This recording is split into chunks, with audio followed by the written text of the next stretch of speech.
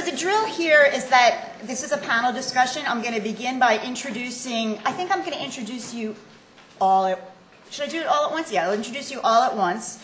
They're going to each give about a 10-minute presentation. Only after the presentation will we have questions for clarification, super brief, because what we really hope is that there'll be a substantive discussion at the end. Okay, so without further ado, I've also been lobbied that our introductions are too long. So I'll start with Dr. Margaret Kroma, who is, we just decided, is my new friend. But more importantly, more importantly than that, she is a program officer for gender and agriculture at AGRA, which is the Alliance for the Green Revolution in Africa. We also have Nicole Goldin, who is a senior advisor in policy planning and the Learning Bureau at USAID. She develops policy and strategy for initiatives with a particular focus on youth and gender. And then we have Santhosh Ramdoss, who has worked with BRAC for over 3 years. Most recently, he's doing project management in their very large expansion in Uganda in collaboration with the MasterCard Foundation. Cool. Okay, so without further ado, I think we will open with Margaret. Is that all right? Is that all right? With your own self? Sure, no problem. Okay. Thank you very much. Wait, hang on. You have to come over here. Is there no mic? No, there's mics on the table. Oh, okay. Yeah. I'm going to try to bring this 9-page. I think you're not talking into the mic. Am I not? Hello? Can you hear me? Maybe there's no green light. Why don't I just turn off Okay. Well, thank you very much. I am just going to try to bring this rather optimistic preparation I had made for this presentation to 10 minutes. So I'm going to kind of whip through and just touch on the key points. I was asked to speak to what I discern or see as the social and economic barriers to the participation of women, rural women, and adolescent girls in sub-Saharan Africa to economic development. I think it was the World Bank president in 2008 who brought the world's attention once again, it's not new, to one of the most fundamental factors in the social and economic transformation of Africa, and that is women's empowerment. In sub-Saharan Africa, you really cannot talk about rural women and smallholder farmers without really talking about the adolescent girls. As he actually did say, President Solik, it is a matter of basic fairness and decency, especially given the important roles of women and adolescent girls in remunerated and non-remunerated work in rural areas. But it is also about smart economics, as studies have shown that investing in rural women really could use significant social and economic returns. But what I thought I see as really a great opportunity in the last few years is that shift in the discussion on these issues about rural women and smallholder farmers, a shift in that discussion from smallholder farmers to the rural, and also a shift from just talking about farming to talking about the larger agricultural landscape, because what it helps us do is disaggregate that mass of rural people, rural women in sub-Saharan African rural systems. Then we're able to be more specific about identifying the constraints that each subcategory faces, and we're able to be more targeted in our interventions. So let me just quickly touch on what I see as some of these social and economic barriers to the participation of women and girls in Africa's rural economies. I think first off is just the heavy workloads and that are brought about by social and cultural biases. As we all know, women's positioning in many rural communities in Africa means that they are expected to play supportive and reproductive roles. They're usually responsible, rural women and their adolescent daughters, responsible for care, food provisioning, responsible for domestic work, responsible for carrying water. But in addition to all of that, for childcare, in addition to all of that, they contribute the most significant percentage of agricultural labor on the farm. So we're looking here at what we like to call a double, triple, workload. So yet you will find out that in spite of these social reproduction goals and agricultural goals, in many parts of sub-Saharan Africa, girls in particular are undervalued. They're devalued because of the biases that are embedded in cultural and normative structures, so that relative to boys, rural girls are seen as unworthy of investment. Given a choice, many rural families would educate their boys over girls. There's a lot of studies, significant evidence to support that in many places in sub-Saharan Africa. Then what is being exacerbated these days by the pattern of rural-urban migration, where we're seeing young men moving out of rural areas and women having to take on the additional roles on the farm and in the household. That is what we're calling a feminization of agriculture, particularly in sub-regions in sub-Saharan Africa that are really decimated by HIV and AIDS. You find that women, in addition to the agricultural labor they have to contribute to the social reproduction role, they are also increasingly being responsible for taking care of the sick.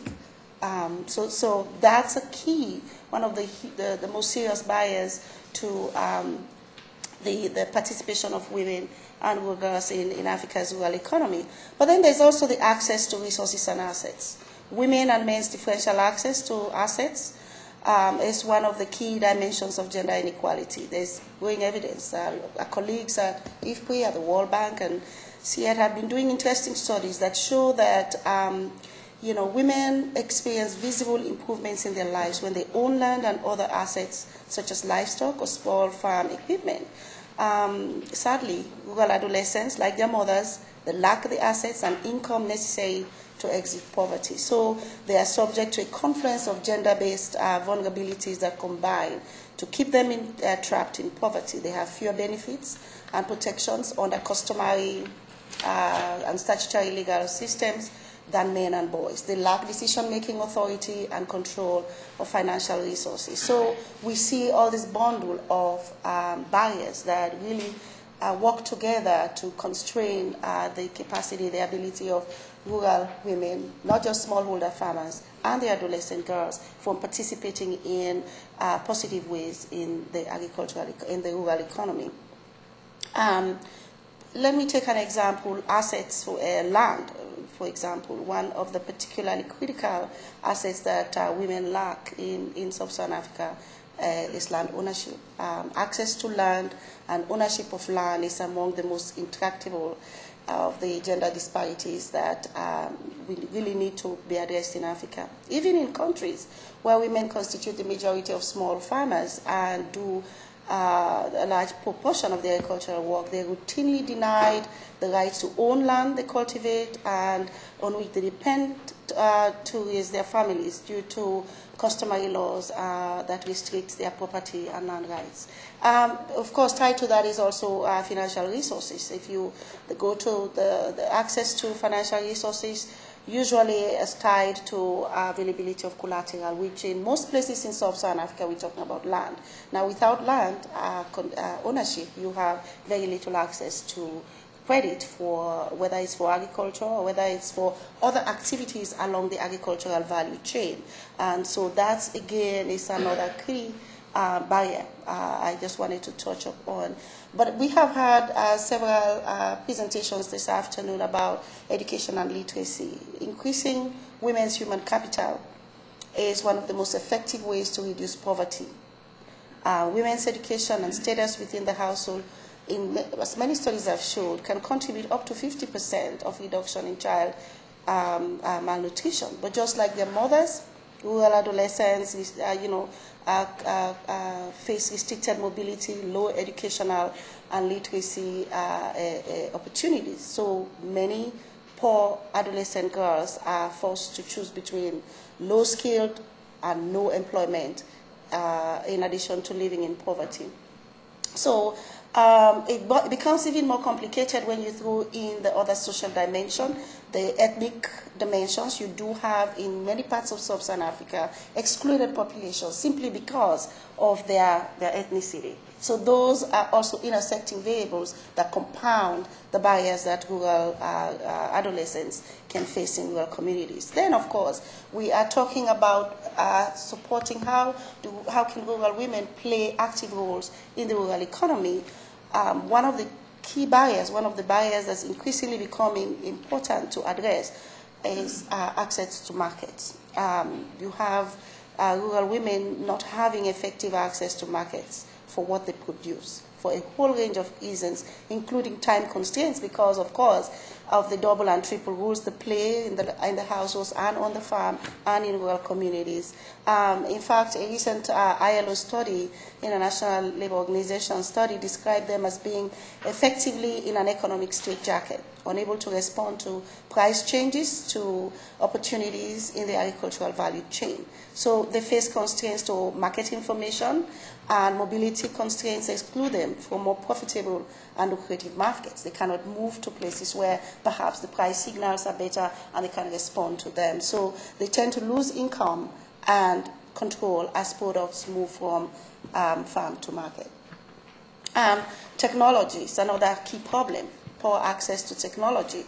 Just like their mothers, adolescent girls generally do not enjoy the benefits of new technologies. The assumption being that the efficiency of their labor and their mother's labor is poor compared to that of men. Yet, we all know their labor, at least studies show that their labor could account for up to 50% or more of the total labor required for food production, processing, and marketing. We can say the same for extension services, and I will not belabor that because I have very little time, but the studies are abound that show that less than 1% of extension services go to women. And then when there is this inbuilt bias, that in extension, again, they tend to favor major staple crops rather than crops that are euphemistically referred to as orphan crops. But these orphan crops are the indigenous local crops that very poor people depend on. Yet research and extension hardly identifies those kinds of crops as areas of legitimate research or development arenas. Then to compound it all is that this huge governance issues, policies and legislative barriers. Women constitute the majority of those who contribute labor to farming, as I've said a number of times. Yet, if you look at agricultural policies in many, many countries in sub-Saharan Africa, they assume farmers are men. And rural women's voices seldom influence policy because if you look at the senior level in most professions in agriculture, they're men. And policy is about making a compelling case about why a certain arena deserves a certain allocation of resources to support it. So without enough women around the policy table, there's very little that actually is addressed that deals specifically with the constraints women face in rural communities. But I think it is important that even as we spotlight all these barriers and challenges that I've just quickly mentioned here, I think it's important that we also do attention to their agency, because in spite of shouldering this disproportionate burden of poverty and facing barriers of education, literacy, lack of assets, and all of that, adolescent girls and their mothers are actively engaged at the micro level in entrepreneurial activities along the agricultural value chain, buying and selling goods and services in the rural economies and in many developing countries in sub-Saharan Africa. Africa's smallholder women farmers together grow a substantial proportion of Africa's food, and they do so with very little support of the kind taken for granted by farmers in the United States of America and other developed countries. They don't have subsidies, they don't have the kinds of support. Yet, imagine if they have just even a fraction of the support other farmers in other parts of the world have. Imagine the kind of transformation that would occur in agricultural production in sub-Saharan Africa. So the organization I work for, AGRA, and I don't want to go on too much about it, but the Alliance for a Green Revolution in Africa is a recent innovation co-funded by the Bill and Melinda Gates Foundation and the Rockefeller Foundation. What AGRA is doing is looking at how to trigger a uniquely green revolution in Africa driven by smallholder producers, the majority of whom are women farmers. So they take, the organization take these challenges faced by women smallholders and adolescent girls very seriously, and are trying to address that through the grant-making process on the ground in strategic partnerships with national, local organizations that have the comparative capacity to address gender issues in agricultural projects. Just to mention a few of the kinds of responses, and not just AGRA, but other organizations in Sub-Saharan Africa are beginning to pay attention very closely to redressing some of these barriers, not just for smallholders, but for women in rural economies and for their adolescent daughters. Expanding credit opportunities through innovative financing programs. What AGRA does is leverage what they call credit guarantee schemes, underwrite loans from rural banks to provide credit to farmers and to rural entrepreneurs. And they have been able to unlock millions of dollars in the last 2 years, supporting not just smallholder producers, but also rural entrepreneurs, women in seed agro-dealer enterprises, women in fertilizer sales, and some of these kinds of in marketing. So they've been able to unlock quite a lot of significant resources supporting women's rural entrepreneurship. But also, expanding market opportunities. AGRA is aggregating women farmers and supporting their participation in what they call warehouse receipt systems.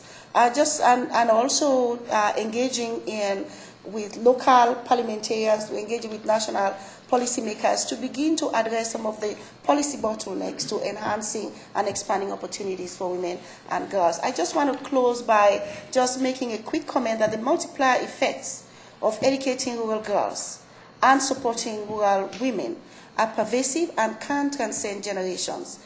I would argue that thoughtfully designed interventions such as the well-documented BRAC program that started out in Asia and more recently in some parts of Africa are demonstrating that expanding educational and skills-building opportunities for adolescent girls can set in motion a virtuous cycle of change within rural families and their communities. An educated girl will be less likely to get HIV/AIDS, more likely to earn 10 to 20% more income while making contributions to their rural economies. Thank you.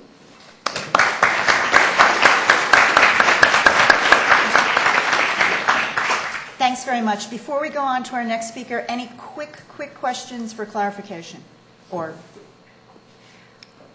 what's up with the mics? Can I shout? Yeah, go for it. What percentage of extension services go to women? 1%. Recent FAO, the recent FAO World Report on Agriculture focused on gender gaps in agriculture. It just got published on International Women's Day. And the recent statistics shows that only 1% of extension services go to women in Africa. I think in the interest of time, we're going to go on to Nicole. Great. Thank you. Thank you very much, Margaret. Thanks, Margaret. Yeah. Thank you. Can everyone hear me fine? Great. So thank you again. Thanks to Margaret. Thanks to SIGA for having me here. I'm really pleased to be here. And this has been already very informative for me, and happy to be here on behalf of USAID. As many of you know, I'm going to start by just talking a little bit about where we are with evaluation and learning at USAID. We've made some steps in new directions, so I'm going to talk briefly a little bit about that, and then go on to talk a little bit about where we're going with on the policy level in particular with empowering adolescent girls through policy, but in particular through youth efforts as well as gender. As Nancy mentioned, I'm actually coming at it more from a youth perspective than a gender perspective, but I'll talk a little bit about where we're going overall. Some of you may have heard, USAID, we've recommitted to being an evidence-based learning agency. This has been, echoed by President Obama's global development policy he issued last year, where he talked about the importance of evidence-based policy, through to Secretary Clinton's the recently released quadrennial development and diplomacy review, and really taken to heart in Administrator Shah's USAID Forward Reform Program, out of which the bureau where I sit, the Policy Planning and Learning Bureau, has been set up, has been stood up. So I sit in the policy office, where we also have the planning office and the learning, evaluation, and research office. And together, what by having them all in the same bureau is to reinforce the cycle, we hope, of policy, programming, and learning. So we all work very closely, but we also have our own focuses. But by being together in one bureau, we're really stepping up the agency's commitment to being a learning and evidence-based policy agency. One of the so with the policy office, we set up a new policy, agency-wide policy-making process, and the first policy to be released under that, I'm pleased to say, was the evaluation policy, which was released in January under, many of you may know Ruth Levine, under her leadership. I'll channel my inner Ruth and say you should all go to usaid.gov/evaluation and read the 12 pages of scintillating text in detail. But in the interest of time and interest, I'll just share a few of the kind of highlights of that policy, and then I'll go from there into a couple of points of where the policy is particularly relevant on gender, on our gender programming, and then from there I'll go into talk a little bit more where we're going with youth. So the policy states a couple things. One, that evaluation at the agency has two main purposes: accountability and learning. For this forum, we're obviously focused a lot on the learning piece and how our learning is informing our policy making in that cycle and our programming. But of course, it's important to note that we're also interested in evaluation for accountability and making sure we're being effective in our programming and accountable to our investors, the American people at large. And it's focused on, really focused on evaluation practice, broken down into kind of 6 key areas of practice and evaluation at the agency.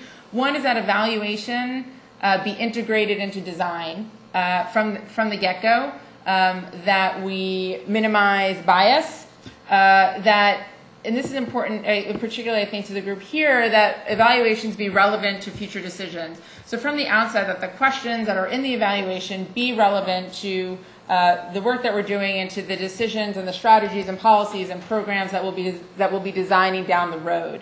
That would be based on best methods, which a lot of you here have been at the forefront of designing, both from a performance evaluation perspective as well as an impact evaluation perspective.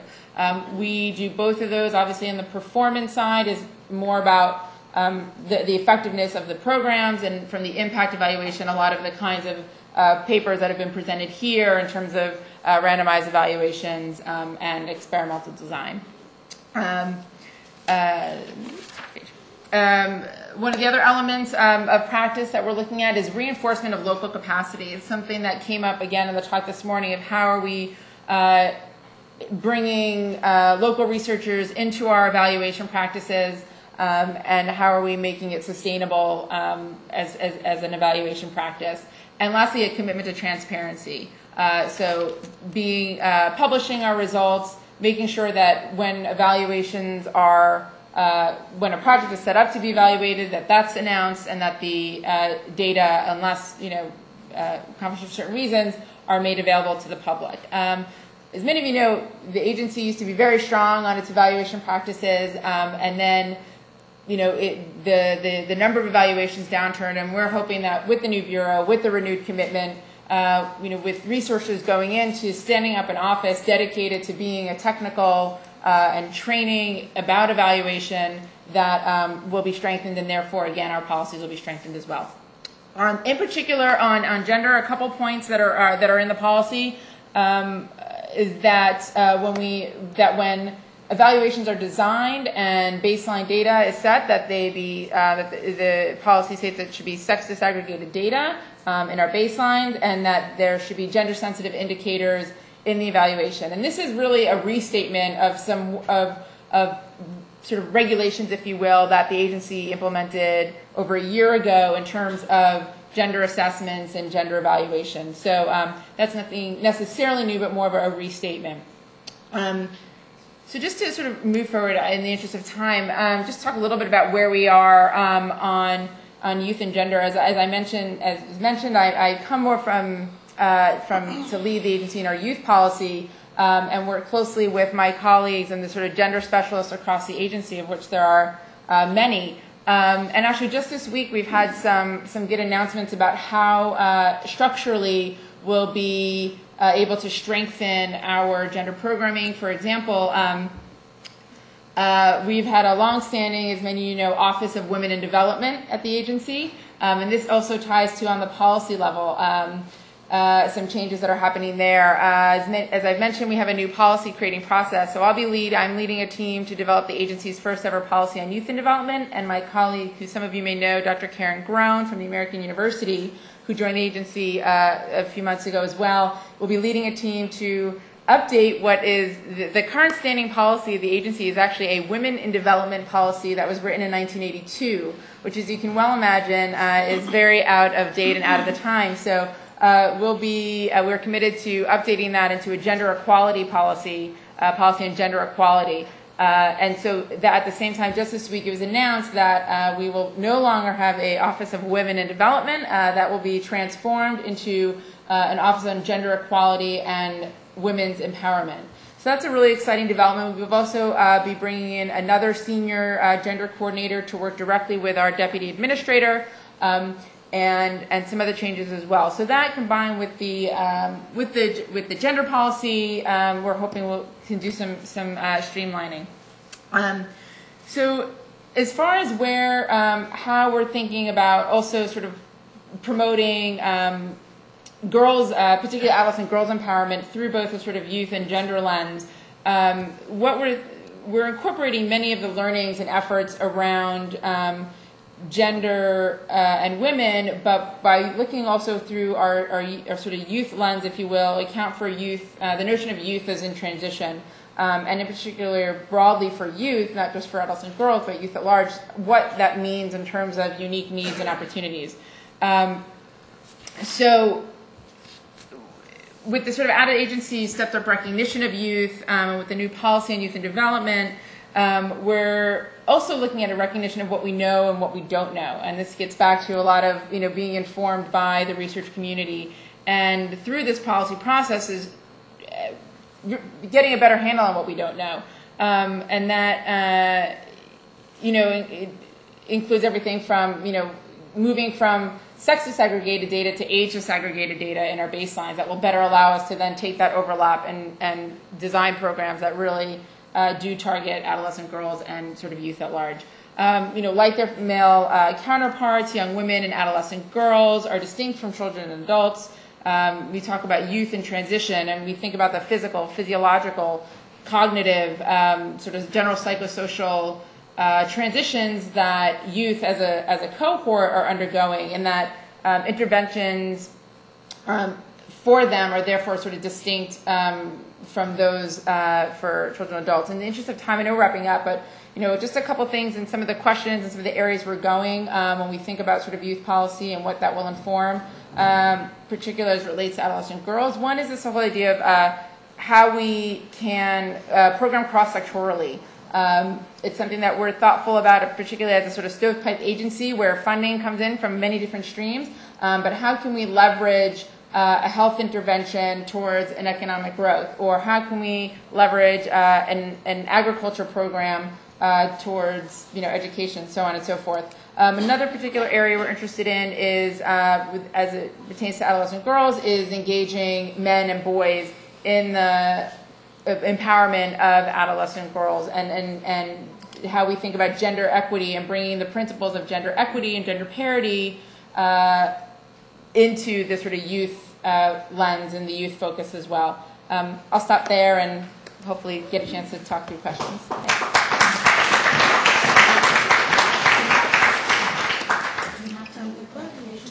Thanks. Okay.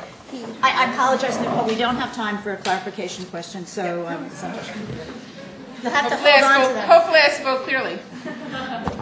Yeah, thanks, Nicole and Margaret. And I just want to premise that I've been called out my panelists by saying that I'm the only one who put together a PowerPoint presentation.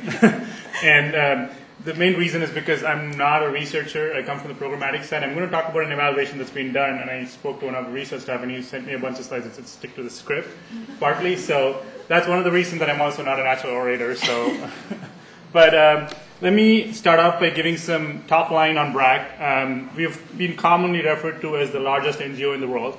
When you Google largest NGO, BRAC comes up on top, and that's not the only reason we refer to it as the largest NGO in the world. It's true, check it. But then we also employ about 120,000 staff around the world, reach about 130 million people, a predominant number of those in Bangladesh, and have a fairly big operating budget, and work in 11 countries. So in terms of the sheer scale of the employees that we have in the organization, and the scale that we aspire to, because in any country that we enter into, we always are ready to go national, and we've gone national. So that's we are obsessed with scale as an organization. We've kind of looked at different ways of describing BRAC, and we've had a very tough time around it. And one of my coworkers who spent 10 years in Merrill Lynch said, we're like the GE of development. And it kind of caught on, and we've been using it pretty regularly now. GE, as you might know, is a very well diversely integrated company, which is all focused on enhancing shareholder value. So essentially, they have everything from NBC to making light bulbs. BRAC is a fairly diverse NGO, fundamentally focused on improving the lives of poor people living in poverty, focusing especially on women. And our entry point into the communities typically tends to be a microfinance branch or starting to provide microfinance loans. We use that as a touch point, as a distribution mechanism to add on a layer of services focusing on agriculture, poultry and livestock, livelihoods, health, education, working with adolescent girls, legal empowerment, and gender rights and justice. And we've also diversified into a range of social businesses, which all end up focusing on looking at the value chain gaps and improving the lives of poor people. So we run a large bank in Bangladesh, which focuses on SME lending. We run a large arts and crafts, handicrafts production unit, which employs about 70,000 small laborers and producers. So that's kind of a reasonable explanation that we came up with about what BRAC does. And I don't know if that works, but I hope it gives a sense of what BRAC does. I want to quickly jump into our work with adolescent girls. BRAC was running these schools in Bangladesh called the non-formal primary education schools, one-room schools for kids who've never been to school or out of school, and soon realized that many of the kids who graduate out are boys, and some of the girls don't get to go to a secondary school simply because there are mobility issues, and so wanted to set up a learning center within the schools in the afternoon to use them as a library kind of a thing. So that's where our first work with adolescent girls started about 20 years ago. We soon realized that there was a huge opportunity for it, so we created something called an Adolescent Development Program. And then that started, so we used these kind of adolescent development centers where we would bring together girls in the community and start providing them basic skills in terms of leadership and understanding, helping them understand more about early marriage and why they should say no, etc. And then in 2003, we started a separate program focusing on providing loans to adolescent girls because we found that they were also actively involved in economic activity within their own communities. And we found that there's an opportunity there. In 2005, in partnership with the Nike Foundation, we started integrating these services. And as we heard from one of our earlier speakers, I think that's the direction the sector is going, is that we found that putting together a plethora of services starting from training, safe spaces, as well as access to loans and livelihood training comes together as a critical kind of a transitional piece for these girls. The program showed a good amount of impact in Bangladesh, and so we kind of moved on and said, let's expand it. So we've expanded in Bangladesh. It's called SOFIA, fancy acronym, which basically stands for Social and Financial Empowerment of Adolescents. BRAC loves its acronyms, just in case. And we've also launched a similar initiative in Uganda and Tanzania and South Sudan, and now in Afghanistan. So I'll talk more about our initiative in Uganda, and the reason Uganda is a really interesting country for us is because it's also considered as demographically the youngest country in the world. So this is a comparison of the population pyramid of the United States versus Uganda. You can clearly see that the country has a significant number of young people. A large number of them are girls. So clearly anything around girls is a key shift that's policy-wise important as well as in terms of scale. So we can't leave out the demographic in our work. So what did we do? We started basically the same Empowerment and Livelihoods of Adolescent program in Uganda. It combines a range of components. We go into a community. We voluntarily invite girls to participate in it. Girls are between the ages of 12 and 20. They come and spend 2 or 3 months initially at the club. There's a designated clubhouse for them. The rent is paid by BRAC. And they come and spend time in socializing with other girls, playing games, indoor, outdoor games. And then we start providing weekly life skills trainings focused on 10 modules, starting from HIV/AIDS, early pregnancy, leadership, etc. And then after about 6 to 8 months, we start providing financial literacy training and some livelihood training. The livelihoods are focused on about 6 significant areas. And about a year after the entire intervention is started, we start providing microfinance loans. So it's about a significant level of engagement before we start providing microfinance loans. And there's also an interesting community participation component where the community is kept in the loop about this whole initiative. So as I mentioned, there's also a research component that we are engaged in right now. It's a randomized control trial that we're doing with this initiative. And we're asking some key questions. One is obviously, what's the overall impact of the social empowerment and the livelihood training in terms of well-being of the girls? The second, another really interesting question is in terms of the impact of the microfinance itself. And we want to be able to isolate the impact of the microfinance because there's a lot of interesting opinions and thoughts in the sector about whether providing loans to girls below the age of 18 or 20 is a good idea or not. And so to demystify that, we kind of want to understand, is there really impact coming out of microfinance? Is it better when it's combined with other services, or is it better when it's alone? Those are the kind of questions we're asking. As I mentioned, we have an incredible pool of researchers involved in this study from the London School of Economics and then UCL in London and then World Bank as well as with BRAC. So I'm not a researcher, but I'm just representing on their behalf. So this is kind of a theory of change with respect to the research we're trying to do. As I mentioned before, these are the key components that on the left-hand side that you see, which is the club itself, the life skills training, the livelihood training, the microfinance, as well as the community participation. The overall outcomes that we would love to see is obviously, better club participation, probably improvement in schooling, but we don't know if that's going to be possible. We do want to see change in terms of health practices, health behavior, lowering the risky behavior that they undergo, as well as, reduction in probably HIV/AIDS transmission, reduction in early pregnancy. We obviously want to see significant improvement in terms of employment and improvement in assets and income levels, and then we want to see better community support. And the evaluation obviously aims to, specifically measure the outcomes, at least the short-term ones.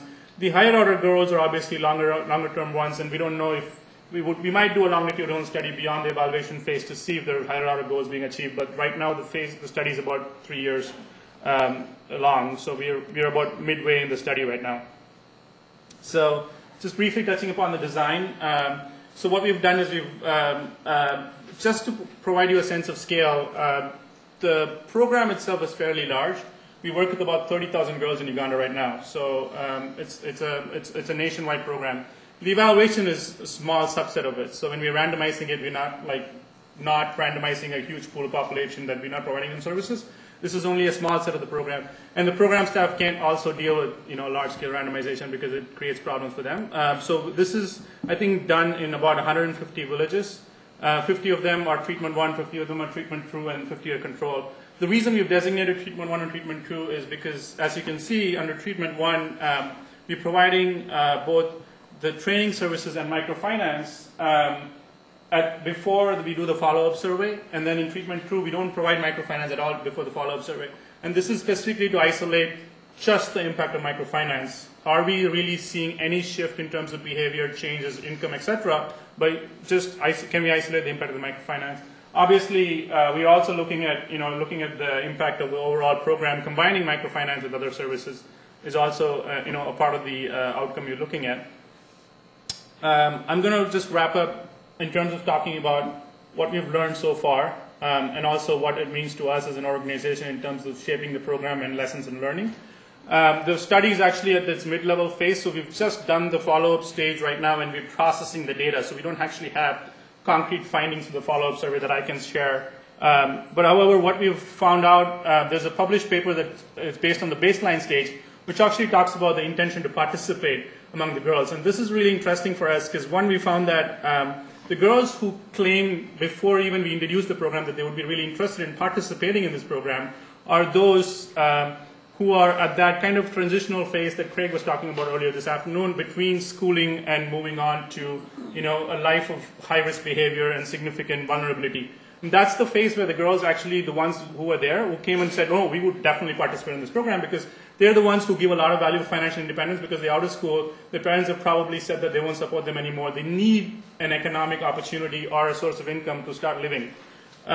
We've also clearly saw that girls who are full-time in school probably said they won't be able to participate because the marginal cost and the opportunity cost is very high. We found that the girls in poor villages were more interested in participating, and this we found was an automatic self-selection into the program, which enabled us to target better poor girls, which is perfect for us. And then we also interestingly found that girls who have previous NGO exposure in their communities and villages said they won't participate, which is, slightly troublesome, we should say. So we had to do a lot of, luckily the way BRAC works is very door-to-door and very community-based, and our staff are all women, so they go hire and talk to them about it and say how BRAC is different. But then we had to obviously, kind of demystify some of that. So finally, what are we learning? Some of the clearly one of the areas that we've seen good amount of traction so far, and this is some part of the midterm results, but it's also part of what we're just looking at, is that there's been a significant shift in terms of entrepreneurial activity. Girls in the program have just gone from not having businesses or having small businesses to either growing their businesses or engaging more in entrepreneurial activity and earning more income. That's clearly to be clearly proven, both in terms of data as well as in terms of uptake of microfinance itself. Just to give you a sense, we started the microfinance program January 2010. We have distributed about loans to 8,000 girls, and the repayment rate is off the roof. It's much better than our mainstream microfinance program. It's just phenomenal. We don't know what's going on. We're trying to understand really how is this much better than even our mainstream microfinance program where their mothers are borrowing, but then the performance is much better. And we really think that girls are very credit worthy and they are using their loans for worthwhile purposes. So we do see a lot of traction there. What BRAC has done, we said we'll go back and accelerate the impact of microfinance in some of the areas that we have not introduced microfinance yet. And even in the newer branches, we want to reduce the timeline for waiting for a year before the girls receive microfinance and cut it down to about 6 months before when they can start receiving microfinance, because that's where we see a lot of movement and quick need among these girls just because they're so economically independent and they've left school and they're at the point where their lives are almost on the edge of not being able to make it. And we do see that behavior and attitudinal change overall is going to take a little bit more time. Just wrapping up. I think especially around gender equity issues, and I think Nicole clearly mentioned working with men and boys is a clear area for us. We think that just working with girls alone is not going to derive key shifts in terms of behavior change. We're great that we're able to access poor girls, but clearly the girls who are coming into the program are older ones, so which means that we're not being able to really well target girls between the ages of 11 and 15, which means that that's the separate focus that we need to find a way to bring these girls into the program some way or the other, because that's also a transitional age where we could create a lot of impact, which is again a lot of conversation in the sector now about age segregated approaches. We can't have all these girls put into the same bucket of approaches. And finally, there's a lot of questions about whether there's negative impact of programs like this on school enrollment. We don't see that. Girls are not dropping out of school because of this program. However, we do want to be able to see girls go back to school because a lot of them aspire to go back to school. Thanks a lot.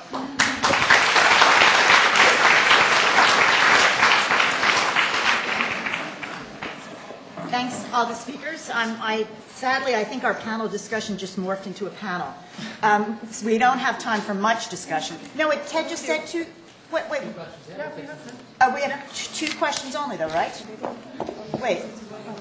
How much time do I have? Okay, we'll keep going. Very much appreciated your presentation. Nicole, can you share with us the size of the budget at AID and perhaps 3 country beneficiaries, your major beneficiaries? I'm sorry, 3, what was that? 3 of the countries that are your major beneficiaries at this point in time? The overall budget is a great question, and I probably should know it off the tip of my head, and I don't. But major beneficiaries right now, critical priority countries, probably our major beneficiaries include Sudan, Afghanistan, and Pakistan. Probably some of our biggest programs right now. Yeah, thanks. But I can. Go ahead. I'll get your information. I'll get back to you with the overall budget number. Go ahead. I'll go after you. Okay. Yeah, I was going to stress the importance of including men in this fight for women's rights. And if you look from history, I've seen a lot of activists talking about women, women, women, and men are missing from this discussion. We need to acknowledge that this fight cannot be won if you don't bring men along. If you look at history, the fight against slavery, for civil rights, for against colonialism would never have been ended without involving the good white people in there.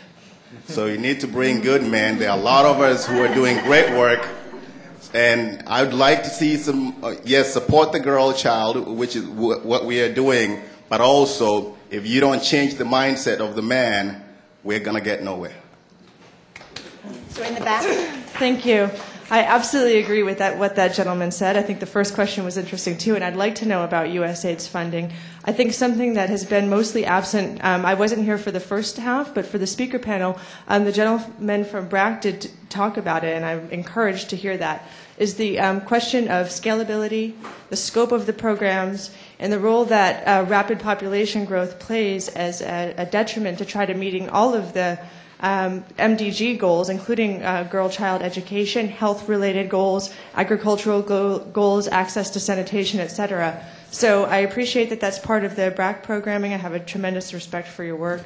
And I guess to lead back to what this gentleman said is, I would like to know how men are being brought into it, whether family planning is an indicator for any of the agricultural work that the First Lady discussed.